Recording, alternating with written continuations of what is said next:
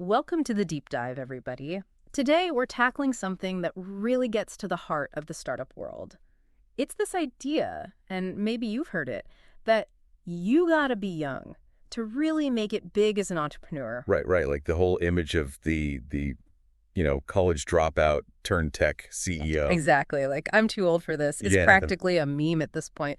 But we wanted to see if that actually holds up. So we dug into some fascinating research from MIT and the Census Bureau. And let me tell you, the data tells a very different story. It really does. What's so striking about this research is that it challenges the conventional wisdom head on. We're so used to hearing about these whiz kids disrupting industries in their 20s. Right. But this research looked at a huge data set, over 2.7 million startups, and found that the average age of a founder when they launched their most successful company is actually 45.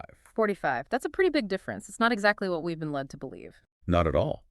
And it gets even more interesting. They didn't just stop at the average age. They actually looked at the success rates of founders across different age groups. And what they find? Give us the good stuff. Well, get this. A 60-year-old founder is three times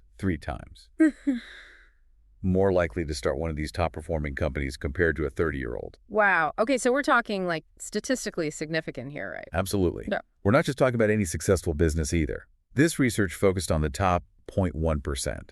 So imagine 1,000 companies, only one makes it into that category. The cream of the crop. Exactly. And they used rigorous statistical analysis, something called quantile regression to be specific, to really track the growth of these companies across all these different age groups. And the findings were really clear. The older the founder, the more likely they were to be leading one of these high-growth startups. So, okay, we've established the data is pretty compelling, but now the big question is why? Why are older founders more likely to find this kind of breakout success? Yeah, it's a great question. And, a lot of it comes down to experience, but not necessarily in the way you might initially think. It's not just about having more birthdays under your belt. It's about what those years represent.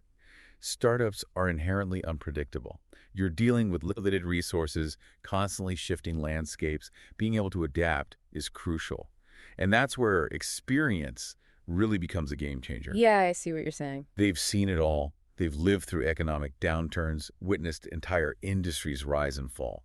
That kind of experience, you just can't replicate that. That's a great point. There's a quote from one of the articles we read that really stuck with me. It said, "Ideas are great, but execution is everything." And I think that really gets to the heart of what we're seeing here. You can Okay. have the most groundbreaking, world-changing idea, but if you can't execute, it doesn't matter. Exactly. And execution, navigating the ups and downs of the startup world, that's where experience really shines. Older founders have a deeper understanding of how markets work, they've seen how industries evolve, and crucially, they've learned from their failures. Right, because everyone stumbles along the way. It's inevitable. And those setbacks, those are invaluable learning opportunities. So you're saying it's not even just about having made those mistakes, but having learned from them, right? Like older founders might look at risk a little differently. Exactly.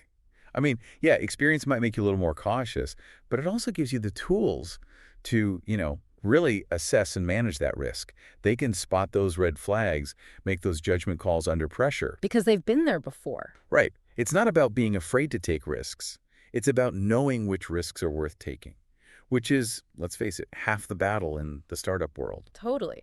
And that brings us to another big piece of the puzzle that I feel like we don't talk about enough. Leadership. Because it's one thing to have a killer idea, but it's another thing entirely to get people excited about it, to build a team and lead them through all the chaos of a startup.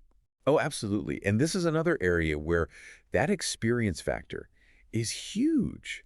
We love to put leaders on a pedestal and talk about charisma and vision, which are important, don't get me wrong. Sure. But real leadership, especially in the pressure cooker of a startup, it takes a different kind of skill set. Like what? Well, think about it. Older founders have probably managed teams before, dealt with all those tricky personalities, had to make tough decisions with not a lot to go on, tight deadlines. I've learned how to be decisive. Exactly. Yeah. And they've had to learn how to build trust, motivate people, create a good company culture, all that stuff that takes time and, frankly, a few battle scars to figure out. It's like all that talk about mentorship. Who better to mentor a team than someone who's already run the gauntlet, right? Exactly. And it's not just about leading the team inside the company. It's about navigating the whole business world. Over their careers, older founders have had the chance to build up this network. Their Rolodex is a little thicker. Yeah, but it's more than that. They've got these real relationships with investors, advisors, other people in their industry. They might even know some of their potential customers already. It's those connections that can make or break you in those early stages, right? When you're trying to get funding or you need some advice from someone who really knows their Oh, stuff. for sure. That kind of network can be everything, Yeah. especially in those moments where you need to make a big decision. You need someone you can trust to bounce ideas off of. Totally. You know, it's funny, this whole conversation, it's really got me thinking. Like, we're so used to this narrative, right? Young entrepreneur, disruptor, all that. But we don't talk nearly enough about the value of experience. I agree. I think it's the narrative that needs to be challenged. It makes you wonder, like, what if we did value experience more? What if that was the focus? Would we see different kinds of companies, different approaches? Right. What kinds of problems would they be solving? It's an interesting thought experiment. It really is, Yeah. because it makes you think about how we even define success in the first place. Maybe it's not always about being the first one out there, Yeah. trying to build the next unicorn overnight. Maybe real success, the kind that lasts, it comes from that foundation of experience, knowing how to weather the storms, understanding how the world really works. Yeah. Being able to pivot when you need to, having that resilience. Exactly. Well, I think that's a great place to leave it for today. If you're listening out there and you've ever felt like, I missed my chance or I'm too old for this, just remember this research. Your experience, it's not a disadvantage. It's actually your superpower. It really is. Don't underestimate yourself.